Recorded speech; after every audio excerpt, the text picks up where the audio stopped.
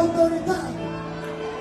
Mas Jesus nasceu como filho do homem e com a sua autoridade tomou o nosso lugar, destruiu o poder do diabo para nos resgatar e nos deu a sua autoridade. Graça e paz a você inscrito aqui no nosso canal, Presbítero Pedrosa, para mais uma pérola do advento neopentecostal, os atos proféticos. Afinal de contas, os atos proféticos são bíblicos? O que é que as Escrituras têm a nos passar, a nos mostrar, a nos dizer sobre a questão dos atos proféticos? Eu fui marcado aí nessa postagem da apóstola Valnice Milhomens, que costuma trabalhar essa questão dos atos proféticos. Isso porque a teologia que ela defende pende para esta direção, ok? Teologia da prosperidade, do triunfalismo, da confissão positiva e coisas dessa natureza. Então, esse tipo de teologia, pessoas que estão dentro desses arraiais neopentecostais, que gostam dessa teologia, pendem para essa direção dos atos proféticos. Eu gostaria aqui, neste vídeo, de falar um pouco sobre esse assunto. Afinal de contas, isso é um assunto que envolve nossa fé, nossa crença, e precisamos definir se isso aí é bíblico ou é uma heresia, beleza? Antes de falarmos qualquer coisa sobre esse assunto, eu gostaria de convidar você que ainda não é inscrito no canal a se inscrever, ativar as notificações, deixar comentário, compartilhar os nossos vídeos, fazendo com que o nosso trabalho chegue o mais longe possível. Presbítero Pedrosa, canal A Voz Apologética, um canal em defesa do Evangelho, uma voz clamando no deserto. Venha também ser membro do clube de membros parceiros do nosso canal, patrocinando esta obra apologética, evangelística e missionária. Antes de soltar o vídeo, eu queria aqui dar algumas explicações sobre essa questão dos atos proféticos. E eu achei bem interessante essa definição aqui. Olha, atos proféticos são ações simbólicas realizadas por algumas tradições religiosas com o objetivo de manifestar uma verdade espiritual ou liberar o poder de Deus. E isso é a definição de quem defende atos proféticos, ok? Tem por objetivo manifestar uma verdade espiritual. Não, aqui nós estamos fazendo esses atos proféticos para manifestar verdades espirituais nas Escrituras ou liberar o poder de Deus, conectando a fé a uma prática que expressa a crença. Este é o objetivo, a finalidade dos nossos atos proféticos, dizem essas pessoas que trabalham esta linha teológica. Esses atos são inspirados em exemplos bíblicos, como o ato de Eliseu jogar o sal na fonte de água, e visam, na visão de quem os pratica, ter um efeito no mundo do mundo físico no mundo espiritual. Exemplos comuns incluem uso de objetos simbólicos como vassouras, espadas, unção com óleo e outras coisas que a gente poderia enumerar aqui. Então, eles utilizam desses cenários do Velho Testamento, situações que aconteceram no passado, como atos proféticos. Veja, Eliseu, ele fez isso, Josué, ele fez isso, Davi, ele fez isso, e isso são atos proféticos que essas pessoas fizeram com um propósito de manifestar ali, tá certo? O poder de Deus para aumentar a fé do povo e coisas dessa natureza. Olha lá, exemplos de atos proféticos. Simbolismo com objetos. Vamos lá. Entregar uma vassoura para simbolizar a limpeza espiritual por parte do Espírito Santo, ou seja, é um ato profético. Nós estamos aqui, irmãos, com essas vassouras e elas vão representar a limpeza de Deus nas nossas vidas. É um ato profético, viu? Outro ato profético. Esticar uma espada ou girá-la em um local específico. Isso aqui é um ato profético representando isso, representando isso, representando aquilo. Estou falando, eu fazendo isso para estimular a sua fé. Outra coisa também é jogar sal em uma água para simbolizar a cura. O ato que Eliseu fez, não é isso? Então, a gente vai fazer o mesmo que Eliseu, irmãos. Creia, vamos jogar o sal, simbolizando aqui o efeito milagroso para curar da parte de Deus e coisas dessa natureza. Ações e encenações dos atos proféticos. Unção de bandeiras de nações com óleo, atos proféticos. Toque do chofar, né, o chifre do carneiro, atos proféticos. Gravar marcos em entradas de cidades para declarar o domínio divino, não, a nação é do Senhor. Eu vou mostrar um vídeo daqui a pouco sobre isso aí. Enterrar e desenterrar objetos para representar profecias específicas. É absurdo o que a gente pode enumerar aqui nessa questão dos atos proféticos. Vamos lá. Perspectivas sobre os atos proféticos. Os que defendem e os que criticam. Na visão dos que defendem os atos proféticos, acredita-se que os atos proféticos são uma forma de fé em ação, ou seja, é aquela fé ativa, inspirados pelo Espírito Santo que manifestam o sobrenatural no natural. Eles entendem que a fé acompanha uma ação concreta, pode gerar resultados espirituais e fisicamente. Isso são os que defendem os atos proféticos. Na visão de quem não defende, na visão de quem critica, argumenta que muitos dos atos proféticos atuais não têm respaldo bíblico. Eu sigo essa linha. Diferindo dos atos proféticos bíblicos que eram ordenados por Deus para ilustrar uma mensagem, como o caso de Ezequiel. Críticos apontam que, uma vez de buscar os atos simbólicos, o cristão deve se concentrar em ações baseadas nas escrituras, como a justiça, o amor ao próximo e a pregação da palavra. E aqui eu gostaria de pontuar sobre essa questão que todos os atos proféticos do passado remoto de Israel, do Velho Testamento, se cumprem em Cristo, irmão. Depois de Cristo não precisamos mais de atos proféticos. Tá certo? Todos os atos proféticos de lá se cumprem em Cristo. E de Cristo por diante é a nossa fé em ação, pregando o evangelho e observando o que está nas Escrituras, sem invenções. Vou dar uma olhada no vídeo aqui da Valnice Milhomes. Vamos lá, vamos dar uma olhada. Olha o que ela promove aqui neste ato profético. Ele não tem autoridade, mas Jesus nasceu como filho do homem e com a sua autoridade tomou o nosso lugar, destruiu o poder do diabo para nos resgatar e nos deu a sua autoridade.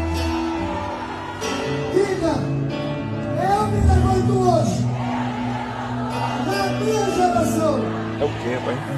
Eu tenho autoridade legal sobre a terra do Brasil, como filho desta terra. Tenho autoridade do Senhor, como filho de Deus vivo. O fim chegou.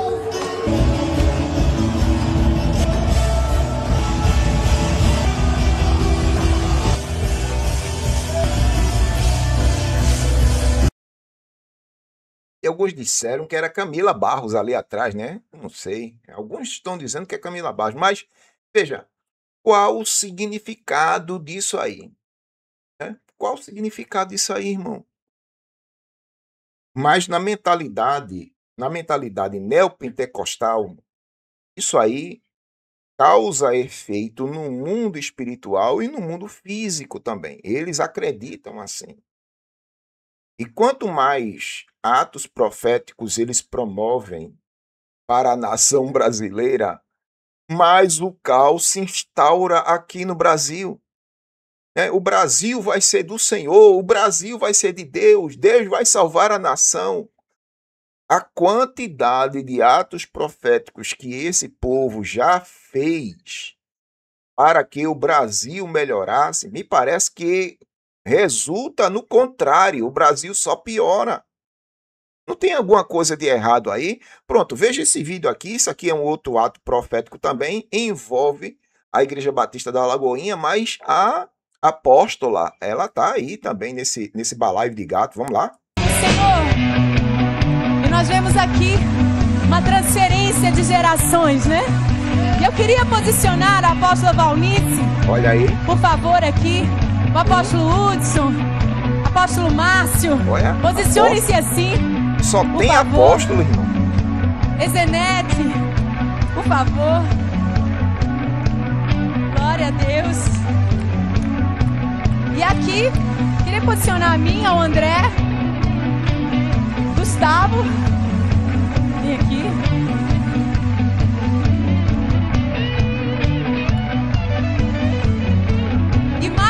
Já vem mais jovens, não é assim? Queria posicionar aqui o Israel, a Marine, vem a Amanda, Letícia. Somos apenas símbolos diante de vocês. Sintam-se totalmente representados aqui. Amém? E depois dessa transferência, nós vamos cantar: o Brasil é mais que vencedor. Amém? O Brasil é mais que vencedor. Amém? Aleluia!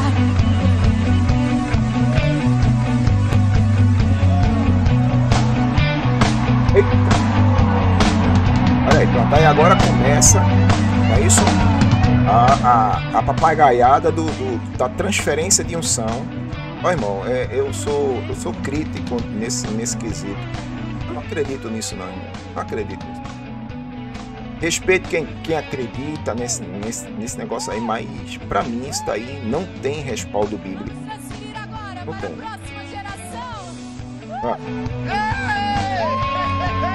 Transferindo para a nova geração. Aí pronto, aí, opa aí, ó. Eita, que é isso?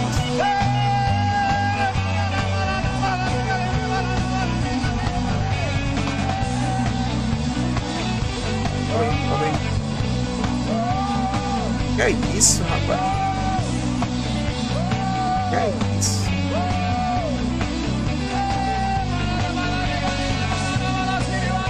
Transferência de unção, atos proféticos. E assim vai o neopentecostalismo, irmão. E assim vai o neopentecostalismo. A minha pergunta, e não vai ser somente uma pergunta, mas vai ser uma afirmação, relacionado com os atos proféticos do Velho Testamento, eu gostaria de dizer, usando termos teológicos. Ou seja, na Bíblia a gente tem aquilo que é normativo e aquilo que é descritivo. Então, os atos proféticos do Velho Testamento eram normas ou eram descrições? Quem escreveu, o que escreveu do Velho Testamento estava descrevendo, né? Estava descrevendo de forma descritiva ou de forma normativa? Porque quando é uma forma normativa, então é prescrito. Não vê o médico vai, vou prescrever para você um medicamento. Então aquilo ali é uma ordem, é para que você faça, é prescritivo. Mas, no caso do Velho Testamento, é descritivo. Eles estavam descrevendo o que estava acontecendo ou prescrevendo para gerações futuras. Está entendendo aí?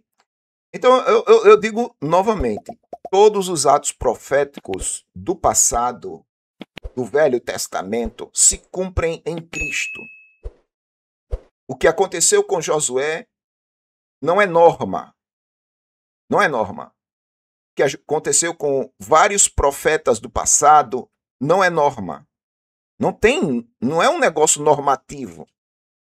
Tudo que foi relatado no Velho Testamento é descritivo e não prescritivo. Entendeu aí, meu filho, o que é que, né?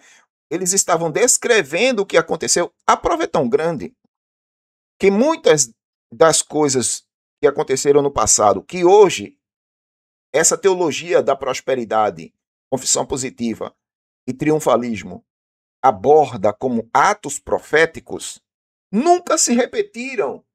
O que aconteceu com Josué nunca se repetiu. O que aconteceu com Moisés nunca se repetiu. O que aconteceu com Elias nunca se repetiu. Se repetiu com quem? O que aconteceu com Davi se repetiu com quem? Então, se é normativo, deveria se repetir, e principalmente no Novo Testamento, mas não se repete. Aí vem essa teologia de hoje, repetindo situações do Velho Testamento que nem nas Escrituras se repetiram. Está vendo como é fácil refutar essa teologia? Ela não tem base bíblica para se sustentar. Os atos proféticos que aconteceram no passado de Israel se cumprem em Cristo. Acabou-se. Acabou-se. Eles nunca se repetiram nas Escrituras. Tudo o que aconteceu no Velho Testamento é descritivo. Quem escreveu, descreveu o que estava acontecendo. Acabou-se. Não é normativo. Se fosse normativo, haveriam respaldos no Novo Testamento e nós repetiríamos hoje, porque seria uma norma, mas não é normativo. É descritivo. Eles estavam descrevendo o que de fato aconteceu no Velho Testamento e nunca se repetiu no Velho Testamento, nem no Novo Testamento e muito menos hoje. Aprenda isso, pelo amor de Deus. Tá bom? Então, para resumir, não existe base bíblica no Novo Testamento para sustentar a ideia de atos proféticos. Pedrosa, a gente vê exemplos no Novo Testamento. Paulo mandou levar o lenço, Ágabo amarrou a cinta em Paulo e profetizou para ele, aquela coisa toda. Descritivo, não é normativo. Não existe uma norma para se fazer de novo. O que aconteceu foi descrito, aquilo que aconteceu. Ou seja, estavam apenas relatando o que aconteceu. Não é normativo, você não é obrigado a fazer. Não é uma norma. Então, se não é uma norma, não se repete. Se repetiu aonde no Novo Testamento? O que aconteceu com Paulo e Ágabo? Se repetiu aonde? O lenço que Paulo falou se repetiu aonde? Não se repetiu. Está entendendo? Então, assim, existem coisas que são normativas e existem coisas que são descritivas. Agora eu gostaria da sua interpretação. O que é que você acha disso tudo? Você concorda, discorda de mim? Deixe seu comentário aí sobre essa questão dos atos proféticos. Você acredita nisso? Se acredita, e dê base bíblica no Novo Testamento, nas doutrinas apostólicas, para se sustentar aquilo que você acredita. Amém? Dê sua opinião aí e vamos para frente em nome de Jesus. Uma vez mais, eu lhe agradeço. Presbítero Pedrosa, canal A Voz Apologética, um canal em defesa do Evangelho, uma voz clamando de um deserto. Olha, curta, comente, compartilhe, se inscreva, faça com que esse trabalho chegue o mais longe possível. Deus abençoe e até a próxima.